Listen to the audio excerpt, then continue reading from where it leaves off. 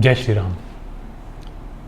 अभी अभी चुनावों के अंदर भारतीय जनता पार्टी और उसका घटक दल एनडीए सरकार बनाने में कामयाब हो गया, लेकिन उनकी सीटें जो थी वो घट गई थी।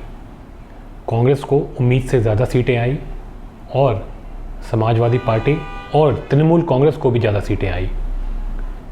उम्मीद से बीजेपी ने कम परफॉर्म किया और बाकी पार्टीज़ ने बेटर परफॉर्म किया। लेकिन प्रधानमंत्री मोदी भगवान की कृपा से अपनी सरकार को बचाने में कामयाब हो गए। राहुल गांधी और इंडी अलायंस के लोग बहुत ही ज़्यादा खुश नज़र आए, इलेक्शंस के बाद ओवर कॉन्फिडेंट नज़र आए, ऐसे जश्न मनाते नज़र आए जैसे सरकार उन्होंने बना ली है। लेकिन मोदी सरकार फिर से बनी, बीजेपी और एनडीए ने अपनी सरकार बनाई। चंद्रबाबू नायडू और नीतीश कुमार इनकी सपोर्ट से जो है सरकार चल रही है और अभी तक फ़िलहाल सरकार के अंदर इनस्टेबिलिटी का कोई भी इंडिकेशन नहीं आया है। लेकिन अब एक बहुत बड़ा झटका बीजेपी को दोबारा लग गया है और वो ये है कि बाई इलेक्शंस हुए। कुछ सीटें जहाँ पे प्रत्याशी जो इलेक्शंस में जीतने के बाद दुनिया से चले गए या उन्होंने अपनी सीट छोड़ दी, इस तरह के कारणवश जो सीटें खाली हुई हैं उनके ऊपर दोबारा से इलेक्शन किए गए थे। कई जगह एक प्रत्याशी दो सीटों से इलेक्शन लड़ते हैं तो एक सीट छोड़ देते हैं तो फिर एक सीट रह जाती है, तो ऐसे भी सीटें कुछ होती हैं। तो उन जगह पे इलेक्शन हुए और उनके अंदर भी बीजेपी को एक तरह से देखा जाए तो झटका ही लगा। लेकिन जैसे टीवी पे दिखा रहे हैं, न्यूज़ में बता रहे हैं बड़ा झटका बड़ा झटका बड़ा झटका, जैसे मैंने भी आपको बताया बड़ा झटका, सुनने में आपको कैसा लगा? ऐसा कोई बड़ा झटका नहीं है। जो इलेक्शंस के अंदर रिजल्ट्स आए थे वही मिलते जुलते रिजल्ट्स यहाँ भी आए हैं। ट्रेंड बिल्कुल सेम है। हाँ, बीजेपी 3 सीटों पे जीतने का उसका लग रहा था, लेकिन उसमें से सिर्फ 2 ही सीटें आ पाई। एक सीट को 400 साढ़े 400 वोटों से वो एक सीट को हार गई। देखिए, जो बाई इलेक्शंस होते हैं कुछ सीटों पे होते हैं और वहाँ पे फिर लोग इंटरेस्ट भी कम दिखाते हैं तो थोड़ी वोटिंग भी कम होती है। तो मुझे लगता है एक वो रीज़न रहा कि 300-400 वोटों के मार्जिन से एक सीट हार गई बीजेपी। वैसे आप देखा जाए तो ओवरऑल जो मैसेज लोगों ने लोकसभा इलेक्शंस के दौरान दिया था वही सिमिलर मैसेज इस दौरान भी बाई इलेक्शंस में सामने आया है।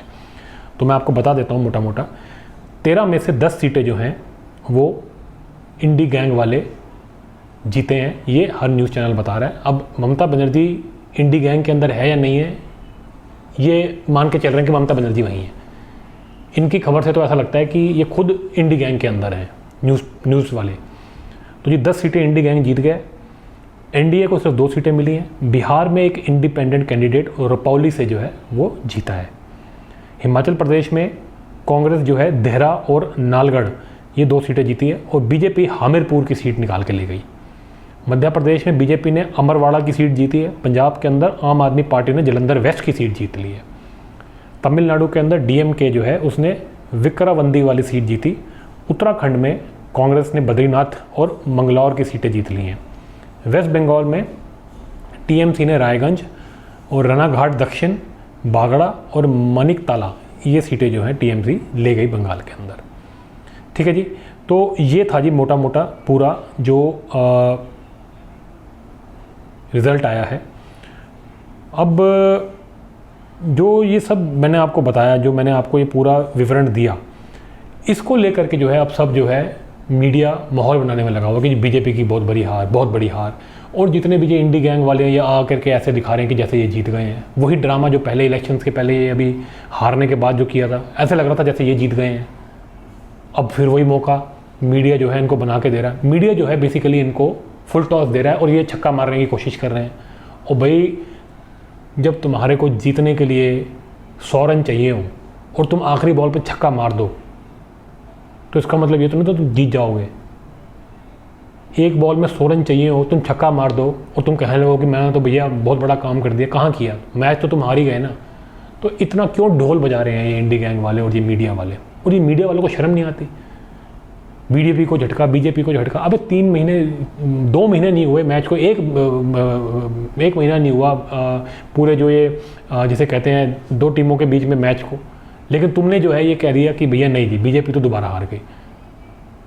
ओ भाई अभी अभी तो इलेक्शन हुए हैं, इतनी जल्दी कैसे हो गया? वो जो चीज़ इलेक्शन में चल रही थी वही चीज़ यहाँ भी कंटिन्यू हुई है। एक तरह से तो ये बहुत बड़ा झटका लगा है ये इंडी गैंग वालों को, जो ये बार बार ये कहते हैं जी ईवीएम में घपला है। जो ईवीएम के रिजल्ट जिस तरह के ट्रेंड्स पहले थे वही उसी तरह के ट्रेंड्स अभी भी आए हैं, इसका मतलब ईवीएम ठीक है। झटका तो ये इंडी गैंग को लगा है बड़ा वाला, बीजेपी को तो झटका लगना था, वो तो वही झटका लगा जो पहले लगा था। लेकिन माहौल बनाना है, इनको मौका देना कि आओ आकर के बोलो टीवी के ऊपर, हीरो बनो, बन रहे हैं हीरो। ठीक है जी। महुआ मोत्रा जो कि रंगे हाथों पकड़ी गई है दलाली करते हुए पार्लियामेंट के अंदर, वो आकर के बयान दे रही है, ठीक है जी, कि जी हम तो सारी सीटें जीत गए जी, बीजेपी और जो है उसकी एजेंसियां लगी हुई हैं वो हार गई, इस तरह के बयान दे रही है। चिदम्बरम जो है वो बयान दे रहा है। आम आदमी पार्टी वो कह रही है जी कि जी हम तो ये सीटें जीत गए हैं, हम तो जालंधर के अंदर इतने मजबूत नहीं थे, लेकिन हमारा जो हमारी मजबूती है वो बड़ी है। ठीक है जी। उसके बाद वो कह रहे हैं जी पंजाब के अंदर भगवंत मान का काम बोल रहा है, इस तरह की बातें ये लोग कर रहे हैं। ठीक है जी। ममता बनर्जी वो भी कह रही है कि जी ट्रेंड बिल्कुल क्लियर है, एनडीए के फेवर में कुछ नहीं है, सब कुछ जो है इंडी गैंग के फेवर में है। अब इंडिया बोलती तो है ममता कि इंडिया के फेवर में है, अब ये इंडिया की पार्ट है, ये कोई मीडिया वाला बताएगा, पूछेगा इससे? ढोल तो बड़ा पीट रहे हो। ठीक है जी। अब इसके बाद ये देखिए एक और जो है ये कह रहे हैं जी हर कार्यकर्ता जो है वो इन इलेक्शंस के अंदर इन्वॉल्व था और लोग जो है ना वो पीएम की स्कीम से और सीएम के उससे ये उन्होंने जो है हमको जीत दिलाई है। ये मध्य प्रदेश के अंदर बीजेपी के उम्मीदवार ने बात कही है। अब ये तो ये बात जो जीतने के बाद उसने बात बोली, वो बात तो ये बीजेपी हमेशा इलेक्शंस में भी बोलती आई थी कि जी हम जो है प्रधानमंत्री मोदी की पॉलिसीज़ और अपने लोकल जो हमारे लोग हैं उनके काम की वजह से हम जीतते हैं। ये बीजेपी बोलती आई है, हमेशा से बोलती आई है, अभी भी बोलती आई है।